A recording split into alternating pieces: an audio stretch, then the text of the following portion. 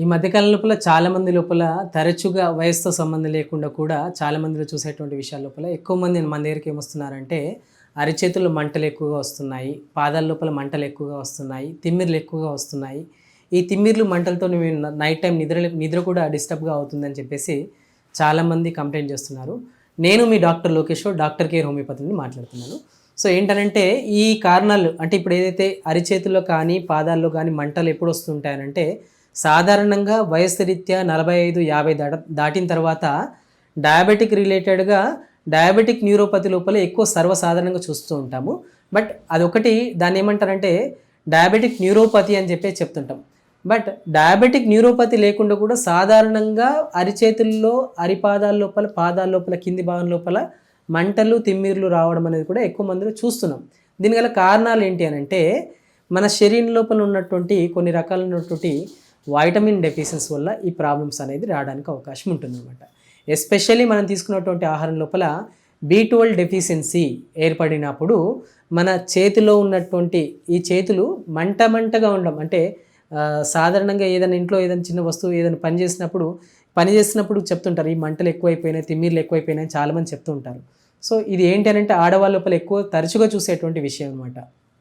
So vitamin B12 deficiency ఏర్పడినా, vitamin D deficiency ఏర్పడినా, calcium deficiency ఏర్పడినా, లేదా శరీరంలో మన చేతుల్లో ఉన్నటువంటి నరాలు చచ్చుబడిపోయినప్పుడు కూడా ఈ విధంగా మంటలు తిమ్మిర్లు రావడానికి అవకాశం ఉంటుంది. సో ఒకవేళ ఈ నరాల మంటలు, చేతుల్లో మంటలు తిమ్మిర్లు వస్తున్నాయి అని అన్నట్లయితే 1 లేదా 2 వీక్స్ అంటే 1 లేదా 2 వారాలు కంటిన్యూగా వస్తున్నాయంటే దాన్ని నెగ్లెక్ట్ చేయకూడదు. అది కారణం ఏంటి, దేనివల్ల వస్తుందని మనం గుర్తుంచుకోవాల్సిన అవసరం ఉంటుందన్నమాట.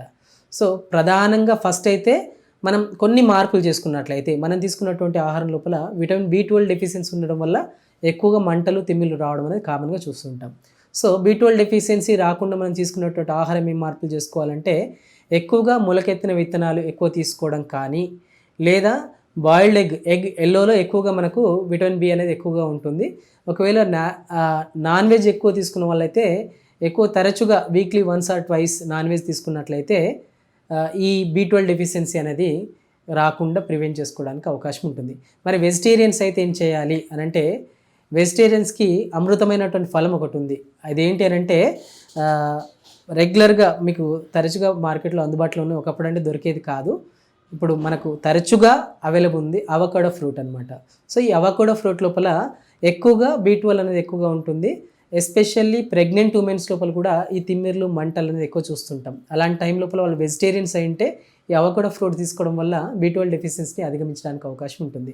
సో ఈ ఫ్రూట్ ఎక్కువ తీసుకోవడం వల్ల మనం తరచుగా ఏర్పడేటువంటి B12 డెఫిషియన్సీ వల్ల కలిగేటువంటి మంటలు తిమ్మిర్లు, అదేవిధంగా శరీరం నిస్సత్తువుగా అవ్వడం, కొంచెం పనిచేసినా కానీ వీక్నెస్ అనేది అవ్వడం అనేది కూడా B12 డెఫిషియన్సీ వల్ల చూస్తుంటాం, అంటే ఈ మంటలు తిమ్మిర్లతో పాటుగా.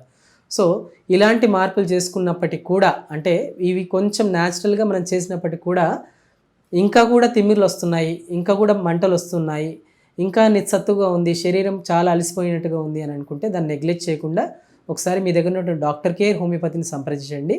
అది ఏంటి, దేనివల్ల ఈ కారణం ఎగ్జాక్ట్లీ దేనివల్ల ఈ ప్రాబ్లం ఏర్పడింది అనేది గుర్తించి వాటికి రిలేటెడ్గా హోమియోపతి లోపల ఉన్నటువంటి మెడిసిన్స్ అని అందించడం జరుగుతుంది.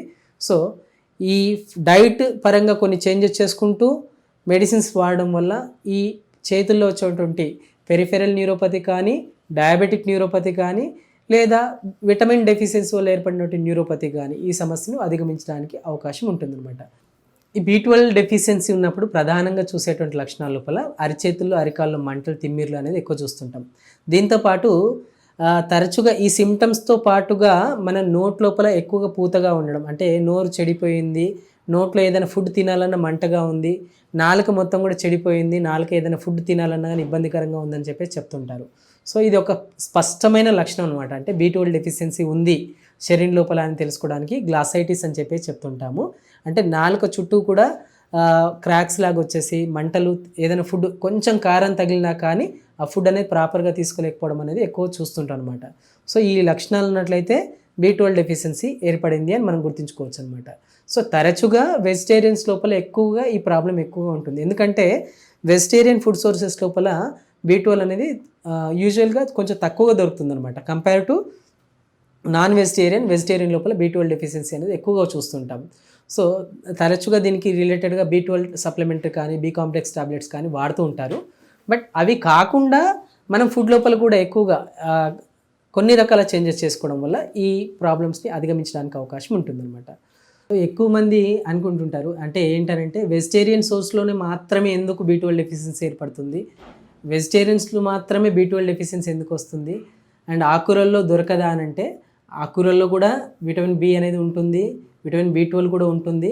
కాకపోతే దీని లోపల fat soluble vitamins and water soluble vitamins అని చెప్పి చెప్తుంటాం.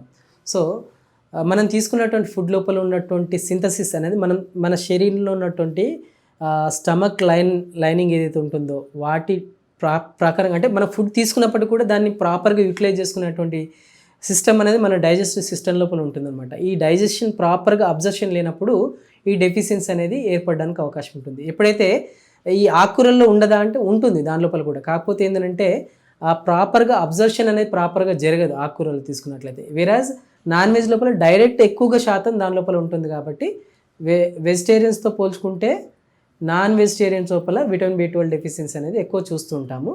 సో ఈ వెజిటేరియన్ ఆర్ నాన్ వెజిటేరియన్ ఏదైనప్పటికీ కూడా ఒకవేళ పెరిఫెరల్ న్యూరోపతి లేదా డయాబెటిక్ న్యూరోపతి రిలేటెడ్గా మంటలు తిమ్మిర్లు వచ్చినట్లయితే డైట్లో కొంతవరకు చేంజెస్ చేసుకోవాల్సిన అవసరం ఉంటుంది. దాంతోపాటు హోమియోపతి మెడిసిన్స్ వాడడం వల్ల ఈ పెరిఫెరల్ న్యూరోపతి, డయాబెటిక్ న్యూరోపతి వీటన్నిటిని కూడా పూర్తిగా అధిగమించడానికి అవకాశం ఉంటుందన్నమాట. మరి ఎందుకు ఆలస్యం, స్క్రీన్ మీద స్క్రోల్ అవుతున్నటువంటి నెంబర్కి కాల్ చేసి మీ దగ్గర ఉన్నటువంటి డాక్టర్ కేర్ హోమియోపతిని సంప్రదించండి.